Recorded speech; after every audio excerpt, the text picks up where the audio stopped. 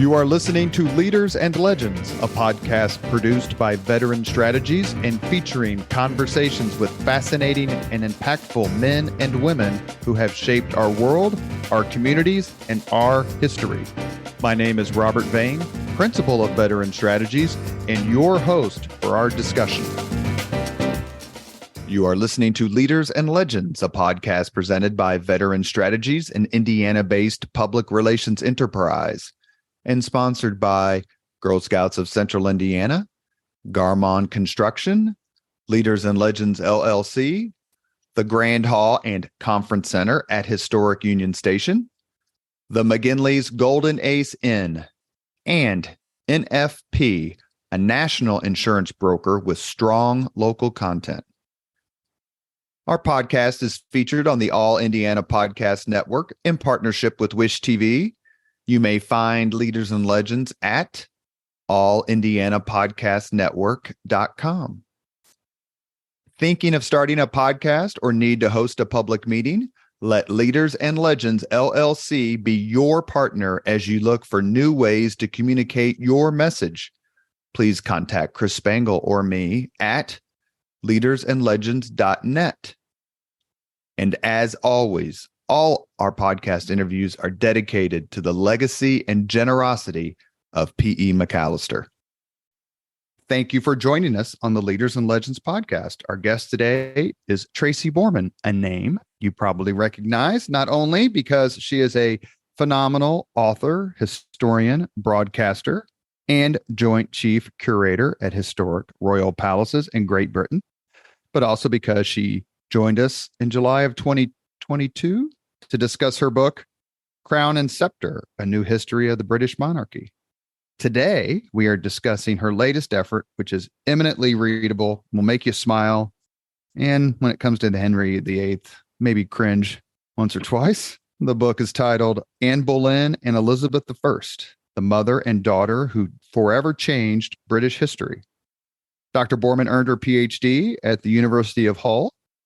She has particular expertise in the 16th century, which is what we'll discuss today, but has also researched and written about the 11th, 17th, and 18th centuries. I love 18th century Britain. I love 18th century history. If I was just smart enough to understand the Enlightenment, I would read about it more. Dr. Borman specializes in Tudor monarchs and their courts, courtiers, the private lives of monarchs, and the history of witchcraft. She even got married at the Tower of London, which is a slightly different experience from the women we are going to discuss on today's podcast. Dr. Borman, thank you so much. It's always a pleasure chatting with you. Thank you for having me back. Well, your books are so fun to read. I mean, just simply put, a lot of people don't read history because they think it's boring or it's a bunch of dates or any of that sort of stuff. But I wish more people tackled books like yours and they would realize that there's a whole nother side of history out there that's a bit bawdy. It's fun, it's naughty, it's courageous, and it's unpredictable.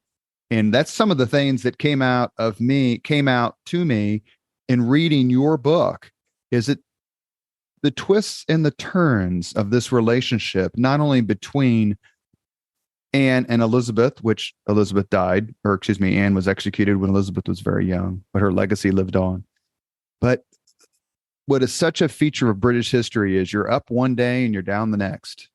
Yeah, it so is. It's fortune's wheel. You can be at the top, as you say, and then very, very swiftly, in Anne Boleyn's case, and she wasn't the only one, to lose favor with Henry VIII, you're down and you're suddenly condemned for treason. And I personally believe, and I know I'm not alone in this, that Anne had done nothing wrong except not give Henry that son. And of course, she gets all the blame for that, nothing to do with Henry.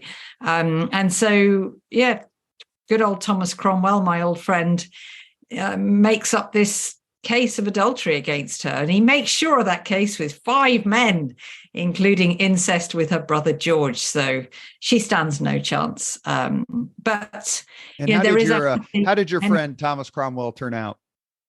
Yeah, well, exactly. I mean, he kind of lasted another 4 years, but then he found himself walking in Anne's footsteps and maybe even staying in the same apartments that she'd spent her final days. So you live by the sword and all that. Yeah. Let's give some foundation here for the listeners here on the Leaders and Legends podcast. Most people are familiar with the story of Henry VIII. He had 6 wives.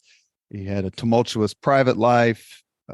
Is a towering figure in terms of Tudor government, British government, the war against the church, for lack of a better term, against the Catholic Church. So laying all of that aside,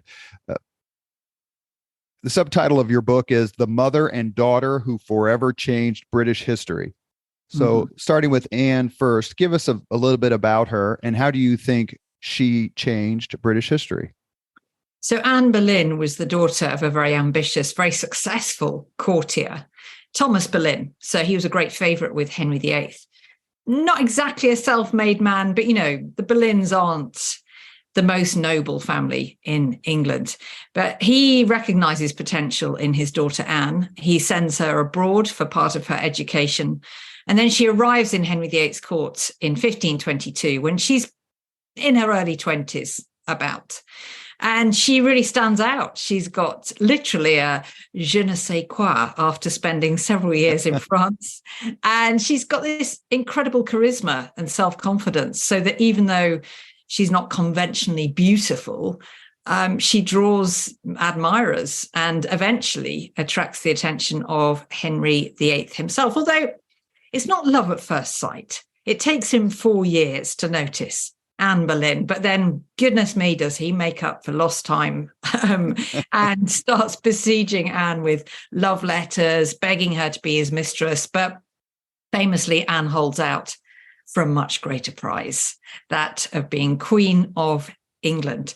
And as you say, in the process, untold turbulence. Henry has to separate England from Roman Catholic Europe, create his own church, grant himself an annulment from his first wife, Catherine of Aragon, and all for Anne Boleyn. That's why I think she changed history. The Reformation may have eventually happened, but not in such a sudden, violent way.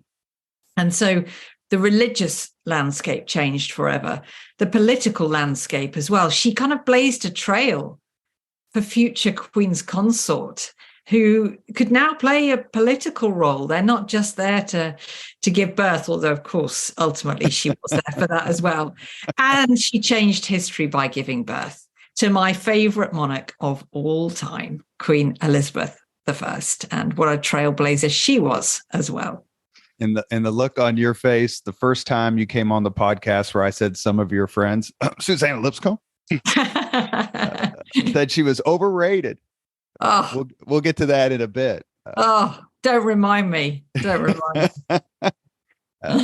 think your friends Owen Emerson and Kate McCaffrey may have said the same thing. We'll have to ask them.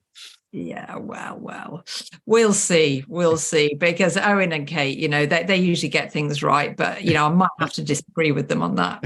And I may be not remembering it exactly right, but it was a fun discussion I had with them on the podcast, and they came on, I think, rightly because of the fact that you had come on, and we were all amazed at your knowledge and recall. We called you a computer.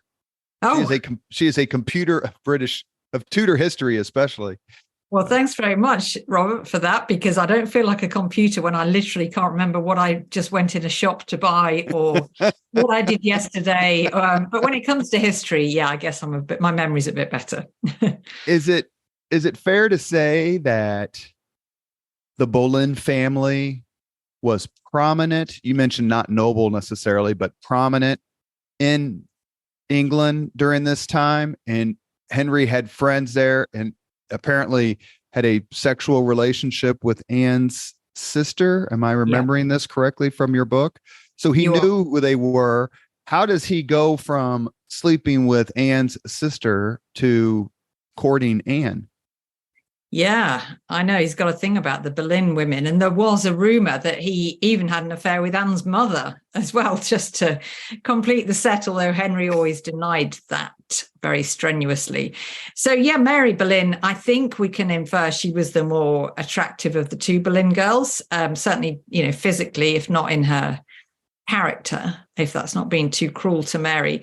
And she was the mistress of the King of France, Henry's great rival. So what's good enough for Francis I is good enough for Henry VIII. She then arrives at the English court and quickly becomes Henry VIII's mistress, and almost certainly bears him at least one child, Catherine Carey. So she becomes a favourite with Elizabeth I, and it's highly likely that she was the daughter of Henry VIII. She took the surname of Mary Boleyn's husband, William Carey. But then Henry tires of his mistresses very quickly. If they agree to be his mistress, then he just loses interest because it's all about the thrill of the chase for Henry. And Anne learns from that. She sees what's happened to her sister. And that's a big reason why she thinks, no, I think I'm going to hold out for something other than being a mistress. And in fact, I'm not even sure Anne was set on the crown from the beginning. I think she probably just wanted to marry somebody else, Thomas Percy, and she had obviously got some kind of relationship going, whether they were betrothed or not. So I don't think she really wanted Henry, shocking though that would have been to Henry himself. And of course, then it just made her all the more irresistible to this great hunter, Henry VIII. And one of the reasons why she is able to resist him, either explicitly or implicitly, is because Henry happens to be married. Yes. Tell us a little bit about Henry VIII's first marriage, which was to Catherine of Aragon, who was married to Henry's older brother, Arthur. He died shortly after the wedding, as I recall. He didn't live very long. Yeah. And Henry married her. But they only had one child who lived to adulthood, and that was Mary, known to history as Bloody Mary, which us Catholics believe is just a slur. And the need to produce a male heir.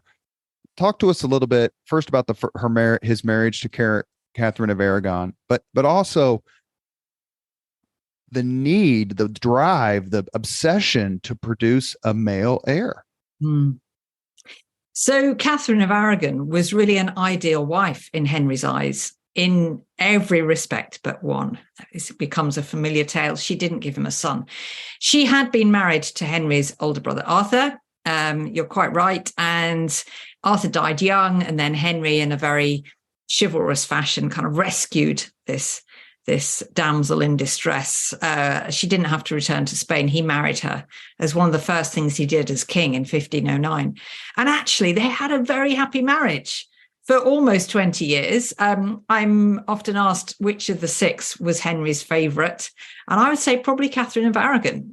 She ticked all the boxes. As I say, the only problem was she couldn't give him a son. She had a short-lived son called Henry, but sadly, he died just a few weeks after his birth. And then, it's a tragic catalogue of stillbirths and miscarriages, and her only surviving child was the Princess Mary, later Queen Mary I. But so it all started to unravel really for Henry and for Catherine, and I can't overemphasize the importance of this male heir, because we might think now, well, so what? Henry had a daughter. Yeah, so why not be content with Mary? Well, we would think that today because thanks to the late Queen, Elizabeth II, women now have equal precedence with men in the royal succession. But the Tudors were still a quite new and fragile dynasty, really. And there were others waiting in the wings who believed they had a better claim to the throne. So Henry had to secure his dynasty with a son. Nothing else would do. Women weren't seen as being fit to rule. It wasn't illegal like it was in France, but still it was deeply frowned upon to have a woman on the throne. So Henry was desperate for a male heir. And this really drove pretty much all of his actions as his reign progressed. And through his affairs, he produced at least one son that became prominent, Henry Fitzroy. So he then could say, the problem's not with me, it's with my queen. I can produce a son. Why can't she? Yeah, exactly. Exactly. Henry Fitzroy was Henry VIII's pride and joy. He made him Duke of Richmond, and he made a big fuss of him. And that was for a reason. And as you say, it proved that, problem's not with me. I can have a son, must be my wife. And interesting, by the way, that Fitzroy ends up at the execution of Anne Boleyn. And I think that's deliberate. I think Henry VIII told him to go there just as a little visual reminder for Anne. I can have sons. It was all your fault. You're listening to the Leaders and Legends podcast. Our guest is historian, author, and incredibly generous with her intellect, Dr. Tracy Borman. We are discussing Anne Boleyn and Elizabeth I. It's her new book, subtitled The Mother and Daughter Who Forever Changed British History. Publishers Weekly, in a starred review, called it rewarding, beautifully envisioned, and full of insight. This is a must-read for Tudor history buffs. The Library Journal deemed it highly recommended for readers interested in British history, royalty, and the Tudor era. Are you gratified by such reviews, or do you realize that this sort of history just isn't for everyone? Well, of course, I realize that this isn't for everyone. The Tudors, having said that, have this enduring appeal. But I can't tell you how much positive reviews mean to me. They're amazing, because you write this book and you spend months, sometimes years researching, and it's quite a solitary thing. And you're writing and researching, thinking, is anybody actually going to read this and kind of get it and enjoy it? And then when you get a nice review, and there've been some lovely ones in the States, it means everything, and also not just from reviewers, but from just readers, and hopefully listeners to your podcast, and people who tweet me, and I absolutely love it, and I'm just endlessly grateful to those people. But no, absolutely, I'm not so blinded by the Tudors that I can't see that they're not everybody's cup of tea. In fact, history isn't, full stop. So, people have different interests. Of course they do. But all I can do is try and share my passion and what I've discovered, and just hope that it resonates with people. Because Anne Boleyn in particular is a very modern woman. I don't know if that's why she's the most popular of the six wives, but she's not a conventional 16th century woman who's prepared to be a second-class citizen. She's got opinions and she wants power. So that was something that came out in your book, and I don't remember exactly how you phrased it. So correct me here, but I think I'm going to get it right mostly. That the putting the physical qualities aside and the sexual desire and all that, but that the qualities in her personality that attracted Henry when he was pursuing her repelled him once he captured her. Quite right. Very neatly put. Yes, exactly. So he loved her feistiness, and that she argued with him, and that she was kind of high-handed and hard to get and all the rest of it. But then, as soon as they were married, he expected her to be like Catherine of Aragon was, and to be compliant and the typical passive Tudor wife. And of course, she wasn't. She carried on arguing with him. And now that lost all appeal because, they were sleeping together. Henry no longer had to pursue her. And that's when really the scales seemed to fall from his eyes. And he just thought, what have I done? What have I done? What have I married? But if she'd had that son, she would have been forever protected. There's no way Henry would have got rid of Anne Boleyn if she'd given him that healthy boy that he so desired. And what exactly was Anne Boleyn doing when she caught Henry VIII's eye? For whom was she working? Indeed, Catherine of Aragon. So it's all very tight knit, I think we can say, Yeah. So Anne's father had managed to secure his daughter Anne a position in Catherine's household. So talk about an uncomfortable arrangement. There's one scene described by a courtier of how the three of them are playing cards. You know, imagine the atmosphere, you know, Henry and his kind of great love, Anne Boleyn, playing cards with Henry's wife, Catherine. And, you could have cut that atmosphere with a knife, I'm sure. And Anne is quite vicious, I have to say, towards Catherine. I think Catherine's actually quite dignified in this whole affair. But Anne, I think, born of insecurity, you know, she's constantly trying to get what Catherine has. So down to kind of getting the best rooms at court, or, you know, even removing Catherine's arms, royal arms, from the decoration of her rooms. So, you know, she's not always admirable, is Anne, even though, you know, I've got huge admiration for her as a whole. She can be quite vicious. You mentioned earlier about sharing your passion, and obviously you didn't say this, so I'm going to say this: your brilliance. It's so entertaining. Oh, you're very welcome. It's so entertaining, not only to get a chance to talk to you, that's a real treasure, but to read your books.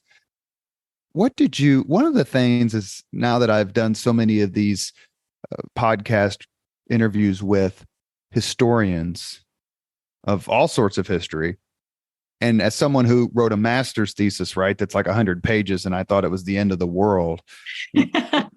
The thing that really strikes me is the amount of research that goes into these books. It's just, you just wonder what in the hell this person did, in your case, you did, for a year or 2 years or 3 years, other than sitting in some dingy record hall, looking up birth certificates and divorce records and all that stuff. Talk to the audience, please, about what goes into a book like this. Mm. And as an acknowledged expert in the time period, did you learn anything new through your research for this book? Absolutely. Well, I have to say that for me, the research is the most fun part of the whole process. I absolutely love delving around in archives. And what I do when I'm writing a book is I kind of start out by reading a couple of the sort of modern works, so secondary sources, as they're called, you know, about history books about the subject, just to get a general steer. But then straight away I go to the original archival sources. And where possible, I actually look at the original documents rather than a digital version or a transcription, because you find out so much more. The Victorians were great at cataloguing, transcribing Tudor documents, but they missed out a lot in the process. They missed out things that they thought were irrelevant, but it's those details that I honed in on, the kind of domestic, the personal. And yes, I absolutely found things out that really surprised me. I mean, when I started this process, I have to be honest, I was thinking, is there going to be enough for a book here? You know, Elizabeth is less than 3 years old when Anne is executed. How much can we possibly know about their relationship? And then I ended up with an embarrassment of riches. And as ever, some of the most intriguing documents were the ones that sound the driest. So account books, inventories. They told me what Anne was spending her money on, mostly her daughter, but also the possessions of Anne that Elizabeth chose to keep. Because when Anne was executed, all of her goods, her worldly goods, went to the king, and they remained in his possession, those that he didn't destroy. And then when he died, all of his possessions were kind of divided up between his children. And of course, Edward, as the boy, got first choice, then Mary, then Elizabeth. And Elizabeth did not go for any high value items. She went for items associated with her late mother, Anne. And it's such a telling way of how she honored her mother, how loyal she felt to Anne, even though she could have had hardly any memories of her. So yeah, you learn a lot from those kind of fairly dry sounding documents. And it's a joy for me to go through them all. When are Henry and Anne married? They get married in January 1533. They may have actually gone through a form of betrothal earlier than that. They sail over to France towards the end of the previous year to get the King of France's approval for their impending marriage. And why did they need that? Well, they didn't actually need it officially. This was PR, basically. If one of the most powerful leaders in the world gives his approval, and all he has to do is really just to allow them into his court, and then that's a sign that he approves of Anne Boleyn, then that speaks volumes, because Anne Boleyn is seen as this, well, she's called the concubine, the great whore by the rest of Europe. And so if the King of France agrees to receive her at his court, then suddenly her status goes up several notches, and it's taken as approval for the marriage. So that's why Henry and Anne do this. And of course, Anne has an association with France, having spent several years there in her youth.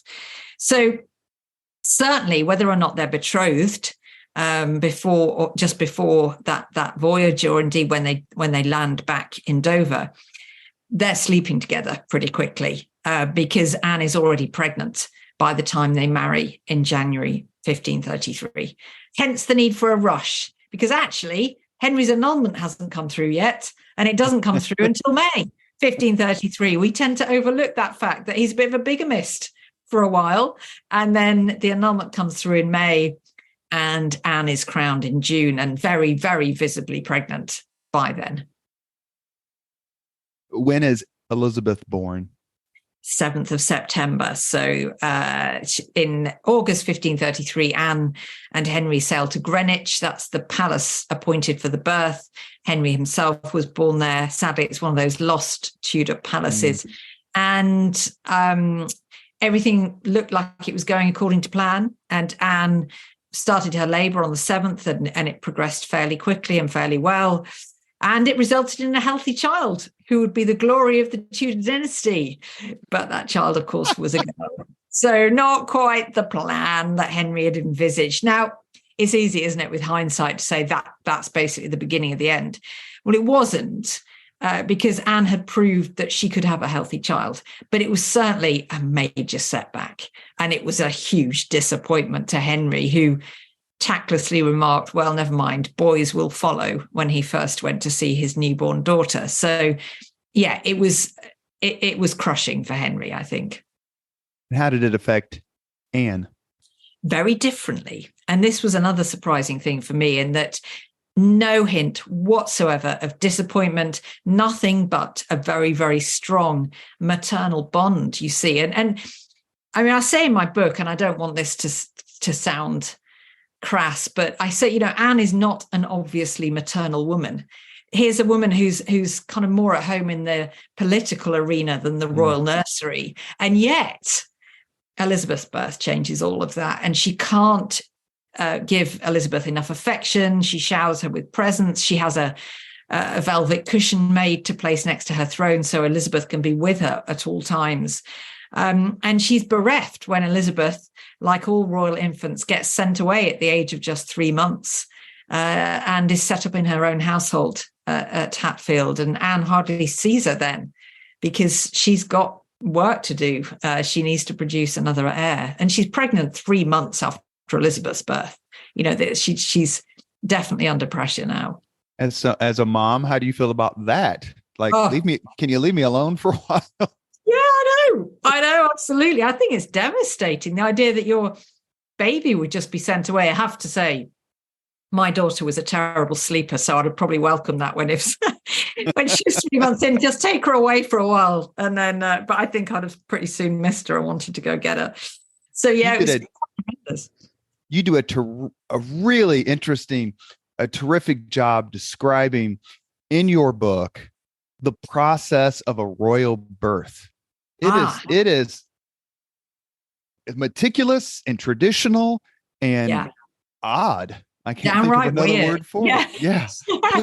Please talk about what Anne would have went through as a royal woman prepared to give birth. Yeah.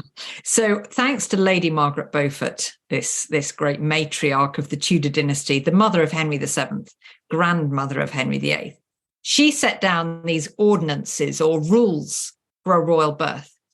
And as you say, very detailed, very strict. So the royal wife could only be served by women, no men allowed in the birthing chamber for a month she had to go into seclusion a month before the birth, served only by women, no natural light allowed in. Fires had to be lit in every room. Remember, this is August. Even in England, it's pretty hot in August. So it must have been quite stifling. And then it all gets weird. There's things like you have to tie the skin of an ox around the thigh of the labouring woman, and then that'll ensure a healthy birth. And of course, lots of religious rituals as well. And all of this must have really just ramped up the tension, I think, in that birthing chamber. It must have been a suffocating environment. The theory is that all of this was to create a womb-like environment, the dark, the heat. But yeah, talk about just piling on the pressure for poor Anne. One of the things that you just said a few minutes ago and came through your book is it could be said, or it could be asserted, that Anne, given this is the 16th century, let's throw that in there, could have rejected Elizabeth, been resentful. Hey, you screwed up everything, Liz. What the hell are you doing? I needed a son. And there's absolutely no evidence of that at all. No, not at all. And the opposite is the case. There's no sense of resentment ever. And Anne is always trying to promote her daughter's interests, make sure that she is, attended by the best people, that she is given all the honor due to her, as she is now heir to the throne, even though she's just a girl. And so, yeah, I think this speaks volumes about this very strong bond that develops from birth between mother and daughter. And even though Elizabeth has her father's flame red hair, her features are all Anne's. She looks very, very much like Anne Boleyn, from what we can tell from the surviving portraits. And Elizabeth is the heir because Henry VIII's marriage to Catherine of Aragon was annulled. Yes. So then Mary, who was their daughter, is now no longer in the succession. Correct. Yes, exactly. So this is the annulment, as you say, that results really in Princess Mary being illegitimate, because if her parents' marriage wasn't valid, then yeah, she is not legitimate. She has no right to the throne. What I love is that when Elizabeth comes to the throne and people are questioning her legitimacy, she's presented with this family tree that she almost certainly commissioned. And this family tree refers to Anne Boleyn as the first wife of Henry VIII. So, Catherine of Aragon airbrushed from history. She didn't exist. She wasn't the lawful wife. Anne Boleyn was the first lawful wife of Henry VIII. Did Elizabeth and Catherine of Aragon ever meet? No, there's no record of that, because Catherine had been banned from court well before Elizabeth's birth. And, even Catherine's daughter, Mary, wasn't allowed to visit her. So, no. I do think, this is a subject for another podcast probably, but really interesting to look at the relationship between Elizabeth and Mary. Yes, you took my next question. Yeah, who should have just hated each other. And certainly it was tricky, their relationship later on. But actually, to Mary's credit, she seems to have been quite affectionate towards Elizabeth, particularly after Anne's execution. And she sort of took her under her wing a bit. She was much older than Elizabeth. And actually, there was a great deal of affection between those two sisters, even though their mothers had been sworn enemies. Beautifully detailed in your book, that relationship. Yes. Please come back on and let's discuss yes, that. Please. I'm a big fan of Mary the First. Good. Maybe it's my Roman allegiances, but I think she's been a bit maligned with her nickname. Yes. Let's fast forward just a bit. In between the time of Elizabeth's birth and Anne's execution, what leads to Anne's falling out of favor? Is there anything other than the failure to produce a male heir that you, as a historian, would consider legitimate grounds for Anne's execution? No legitimate grounds at all, no, I would say. But her fall is 90% due to her failure to produce a male heir. But then there is the Thomas Cromwell factor as well. Because so Thomas Cromwell being Henry VIII's chief minister, right-hand man, henchman, as he's often called. So he and Anne start out as allies, but they soon become enemies. And they fall out over the dissolution of the monasteries. And what Cromwell wants and what he gets is to divert all of the riches from the monasteries to the crown. What Anne wants is for those riches to go to charitable causes. So she's quite a social reformer. And now this might seem like, well, not a small point of difference, but, something they can talk through, but it divides them. And that proves deadly for Anne, because now not only is Henry rapidly cooling off from Anne, but his chief minister has got reason to have Anne in his sights. He wants her out of the way.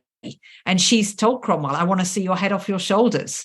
So it becomes a battle to the death between these awful figures at the Tudor court. And Cromwell is never one to back the wrong horse. He knows that Anne is losing Henry's favour, so he gives Henry a way out. I think he does devise the whole adultery case, but there are no legitimate grounds to bring Anne to court at all. She might have been a flirt. She had a lot of male attention. Didn't go further than that. But she was a unabashed flirt. Yeah. And she was perhaps a little unguarded in some of the things that she said, particularly to Henry Norris, where this is what really helped condemn her when, she sort of asked him why he wasn't married yet and, basically hinting, are you really in love with me? And you look to dead men's shoes. In other words, you're waiting till the king dies and then you can marry me. Now, if she said that was pretty foolish, because even talking of the king's death, it was treason. And now Cromwell twists this into a plot between Norris and Anne to murder the king. And it's all just gossip and hearsay. But yeah, it's kind of enough. How shocked was Anne as the process started for her downfall and trial?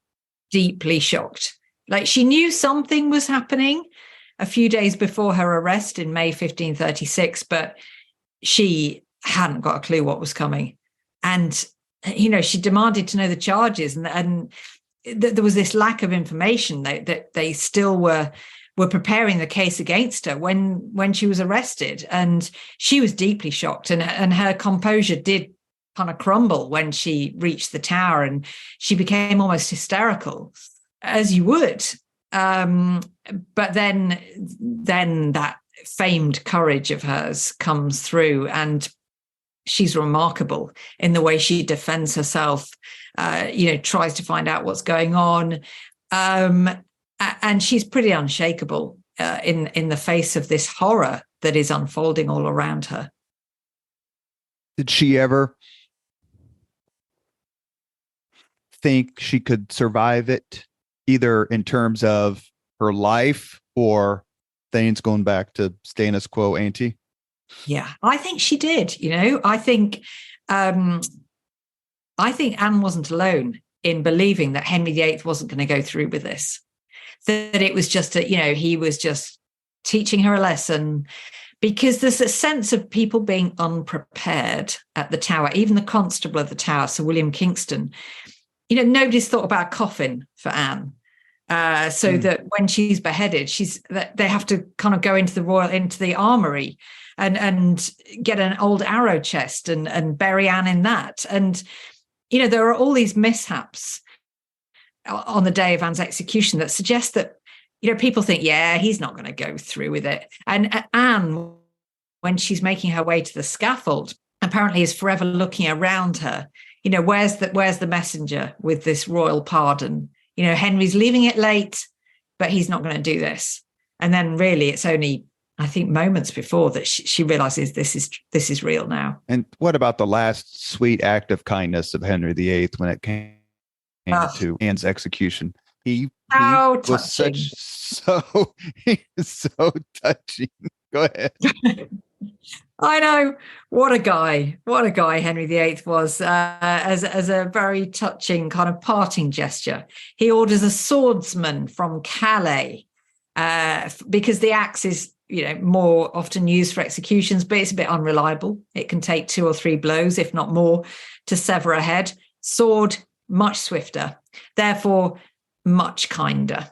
In Henry's eyes, he was doing Anne a real service here. So he went to a great deal of trouble. But what we know is because this guy comes from Calais, Henry ordered him before Anne had even stood trial. So talk about a foregone conclusion.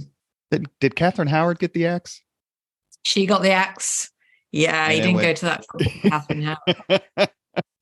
You are listening to Leaders and Legends, a podcast presented by Veteran Strategies, an Indiana-based public relations enterprise, and sponsored by Garmong Construction, Leaders and Legends LLC, the Grand Hall and Conference Center at Historic Union Station, the McGinley's Golden Ace Inn, and NFP, a national insurance broker with strong local content. Our guest today is Dr. Tracy Borman, author of Anne Boleyn and Elizabeth I, the mother and daughter who forever changed British history.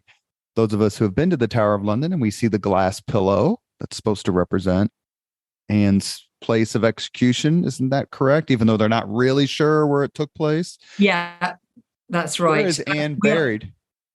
Yeah, so Anne is buried in the Chapel of St. Peter ad Vincula inside the tower, along with Cromwell, by the way. He joined her there 4 years later. Thomas More was laid to rest there. It's like the who's who of Tudor England. All of those kind of convicted traitors were laid to rest there in that actually quite beautiful chapel. It's where I got married. It is beautiful. Yeah, it is. It's stunning. And we do know actually that the spot of Anne's execution, we haven't got it right, where we tell visitors that, as you say, there's that glass monument. It actually wasn't there. It was right next to the White Tower. So that famous kind of central keep in the Tower of London, just outside the jewel house where the crown jewels are kept. That's where Anne was executed. So her daughter, Elizabeth, 3 years old when Anne is executed. What about her relationship with Henry VIII as she starts to grow up? Henry marries Jane Seymour next. They have a son who becomes Edward the Sixth. Yes, correct. And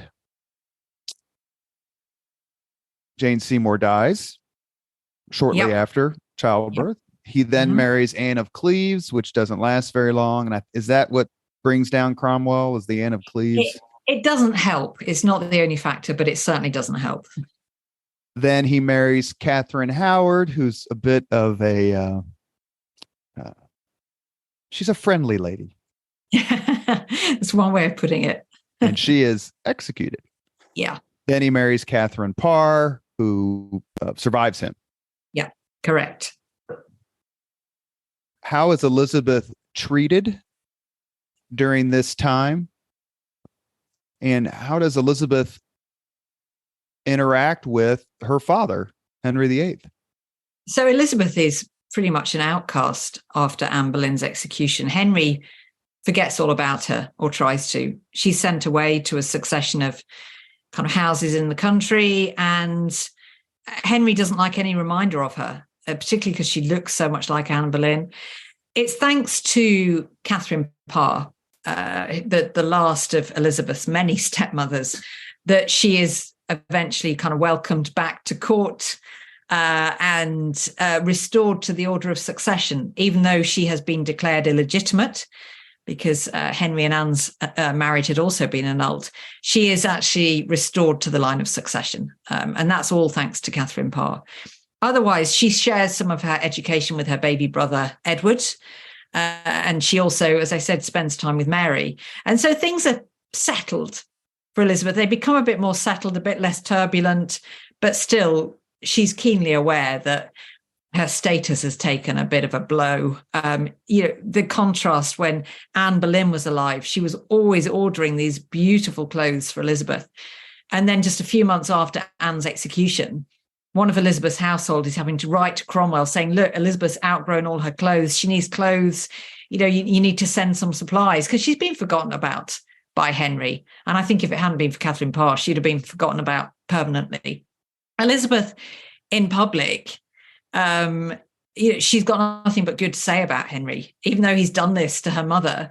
But she's a political animal. She knows what she's doing. And you can't discredit the king, your father. And also, Elizabeth likes to remind people, I am Henry VIII's daughter. I have a right to the throne. So, of course, she's going to speak positively about him. But when you look at her actions, not her words, they're all about Anne Boleyn. They're all about trying to rehabilitate her mother's reputation. Is it true that, forgive me if I don't remember this correctly from the book, but Elizabeth and Henry would go years without seeing each other, or just months? Oh, no, it could be almost a year. There's only sort of, I guess a relatively brief time, but there's sort of, so Anne's executed 1536, Henry dies 11 years after that. I think years is probably accurate. It's never entirely clear exactly where Elizabeth is when, but we tend to hear about it when she sees Henry. And we're talking just a handful of references to that. So yeah, it probably is years. Henry dies in 1547. How long had it been? Was Elizabeth present when he died? And if not, how long had they not seen each other before Henry's death? So Elizabeth wasn't present. Neither was Henry's last wife, Catherine Parr, or any of the children. In fact, he had a very, very private death. So we know Elizabeth was at court 3 years before that, or 2.5 years before that, when Catherine Parr was regent for Henry, when he went on this kind of last gasp campaign for military glory in France, and he left Catherine to run the show, and she invited Elizabeth to come with her and hold court with her. But then the records dry up a bit in terms of when else Elizabeth might have seen her father. It's possible that they were both briefly at the Christmas celebrations in 1546. But Henry didn't stick around for very long at those because he was clearly very, very sick. So he kind of retreated to Whitehall Palace almost on his own, just 3 people to attend him. And besides perhaps her intrinsic benevolence, is it fair to say Catherine Parr could be generous to the 3 children? Yeah. Not because she was under no pressure to produce an heir. Yeah, that's probably true. I mean, there were faint hopes of an heir, but I think everybody knew that wasn't going to happen. She could be, she had the luxury of being able to be benevolent, but I think she deserves a lot of credit for how she treats all of her stepchildren. And she's very fair. She doesn't kind of favor one over the other, because the political thing to do would have been to give all the attention to Edward, future king. But she pays at least as much attention to Henry's daughters.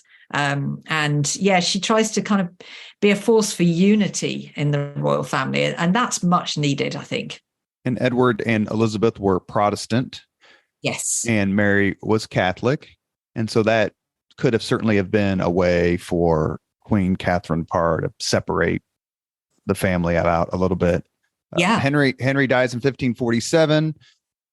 Edward VI dies in 1553. Correct, yeah. Then Queen Mary, Bloody Mary, dies in 1558.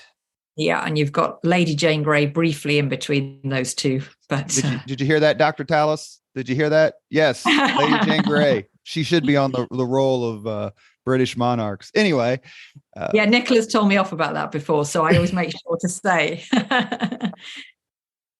So how was Elizabeth treated during those reigns, those 2 brief reigns, Edward VI and Mary Tudor? Because as you mentioned a few minutes ago, they had a great relationship, Mary and Elizabeth. Then it got a little sideways, a little tricky there when Mary became queen. Yeah, it certainly got tricky. Elizabeth had a fairly reasonable time of it under Edward.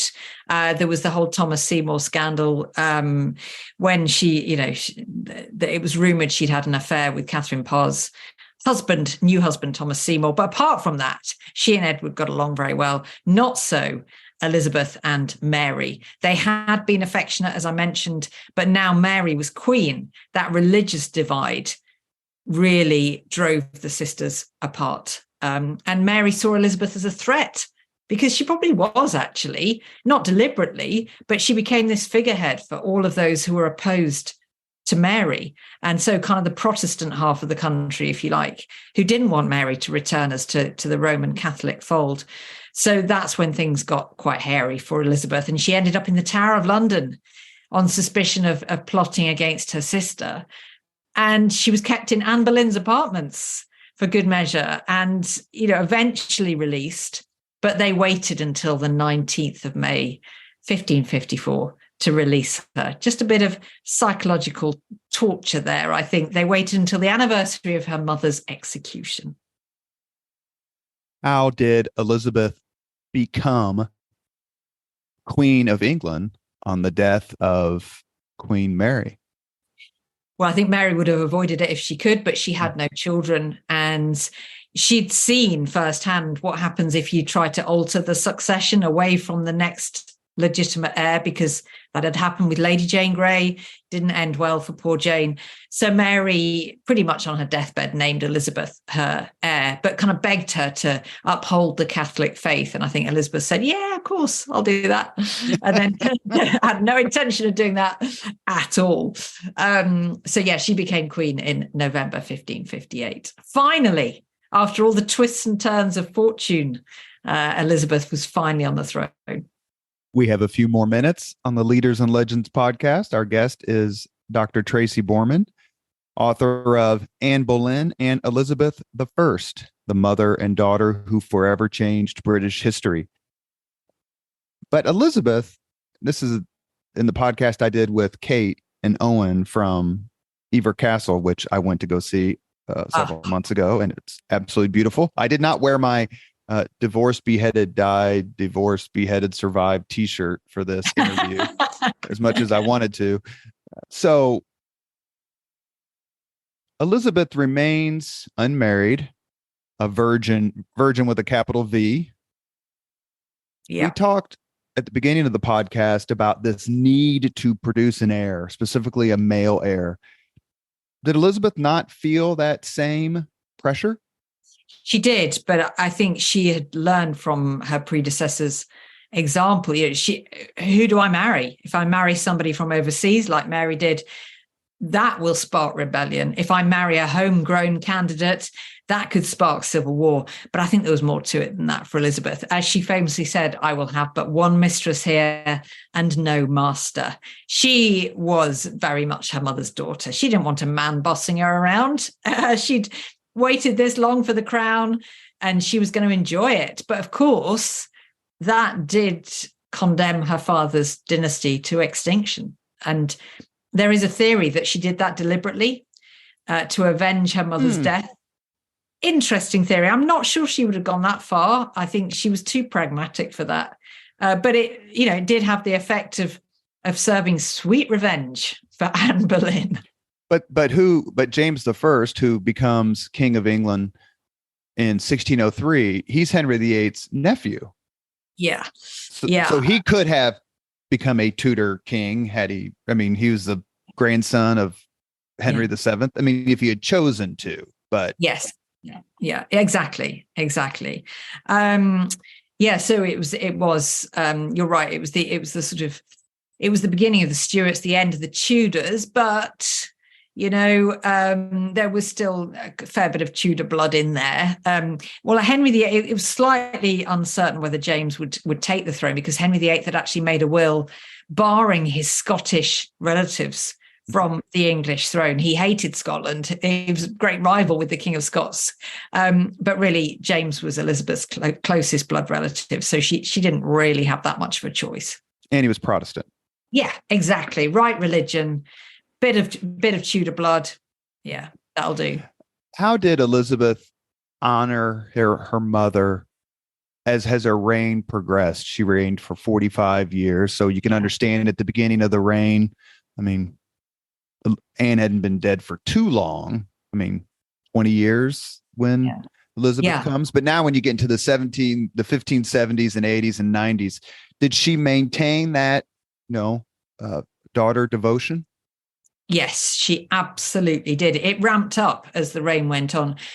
One of the earliest things she did as queen was to appoint Boleyns. She filled her court with Boleyns, both her male advisors and the women who served her in private. Basically, it was pretty much impossible to get a job at Elizabeth's court unless you had some kind of, relationship to Anne Boleyn, whether it was a blood relationship or a friendship, whatever it may be. But then Elizabeth becomes less and less discreet about her mother as her reign goes on. At first, she's very much the political pragmatist. She's not going to make a song and dance about it because she knows half her kingdom see her as illegitimate.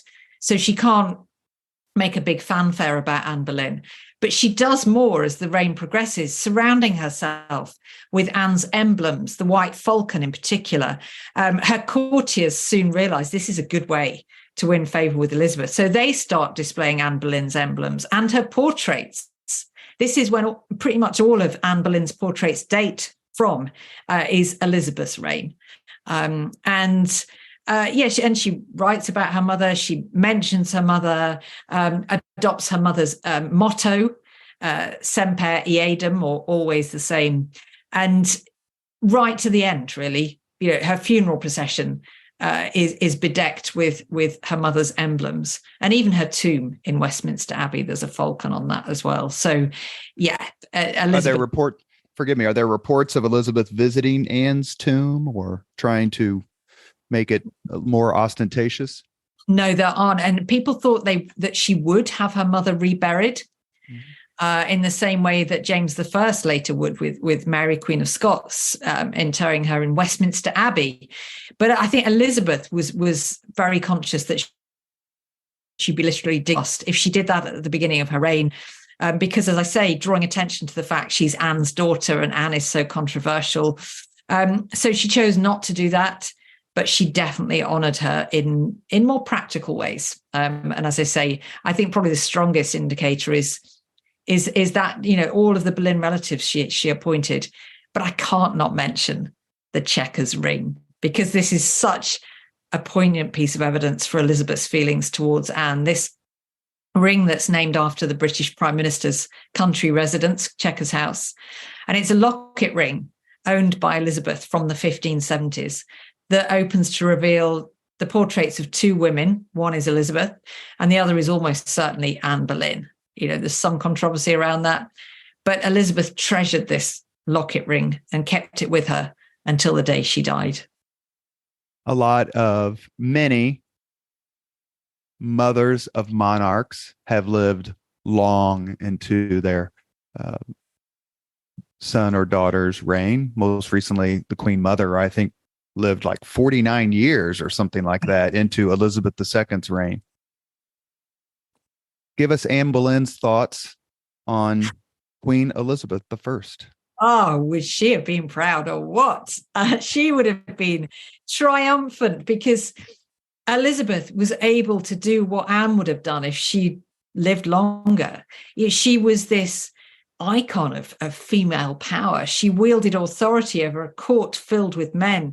She changed minds about women's position in society and confounded every expectation about herself as a female monarch. People thought she would make a mess of it, as other queens had done before her.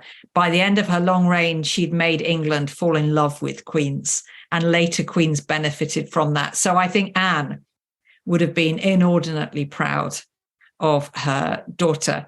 I do think, though, somebody once asked me, what if Anne had lived and, as you say, become, a matriarch in Elizabeth's reign? How do you think they'd have got on? And I think sparks would have flown between these two women, because they're both quite fiery. So I don't think it would have always been harmonious. But I wish Anne had known the triumph that she would enjoy through her daughter Elizabeth. May I ask one more question before we end the podcast on a completely different topic? It's been just recent that England had its first coronation in 70 years. A lot of us watched it on television and read the articles and everything about it. You were involved as someone, as an expert. What was it like as a Brit, if I may use that term, to actually, and as a historian, watch a coronation in person as opposed to, the films and the pictures of years gone by? Robert, it was fascinating because, as you know, because we've chatted about it, my book, Crowne and Scepter, 1,000 years, I wrote the full history of the monarchy. So I knew what to expect. I've written about many coronations and they all follow the same plan, the anointing and the crowning and all the words that would be said. And yet somehow it came as a total surprise as I was watching it. It's like, this really does happen, and it was just surreal to see it being played out in front of my eyes. And I could hardly even bear to blink. I thought, I am watching a sovereign being crowned live for the first time. And actually, that was the experience shared by most people around the world. 70 years is a long reign. So it was new for most of us, but extraordinary. What a moment. You have been listening to Leaders and Legends, a podcast presented by Veteran Strategies, an Indiana-based public relations enterprise, and sponsored by Garmong Construction, Leaders and Legends LLC, the Grand Hall and Conference Center at Historic Union Station, the McGinley's Golden Ace Inn, and NFP, a national insurance broker with strong local content. As always, our podcast interviews are dedicated to the legacy and generosity of P.E. McAllister. Our guest today has been Dr. Tracy Borman, author of Anne Boleyn and Elizabeth I, the mother and daughter who forever changed British history. If you want your opinion as a listener to this podcast to forever be changed about British history, read books from Tracy Borman. Thank you, Dr. Borman, for coming on. It's always a pleasure. You're so generous with your time. Your books are wonderful. And I have to say this, I just love talking with you. Oh, it's been such a pleasure. Thank you so much. Thank you very much for listening to Leaders and Legends, brought to you by Veteran Strategies Incorporated. If you want to contact us about this program or our menu of public relations services, please send us an email at robert@veteranstrategies.com.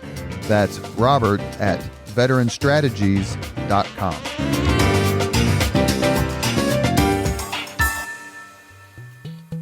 This podcast was produced and edited by Chris Spangle and Leaders and Legends LLC. If you're interested in starting a podcast or taking yours to the next level, please contact us at leadersandlegends.net.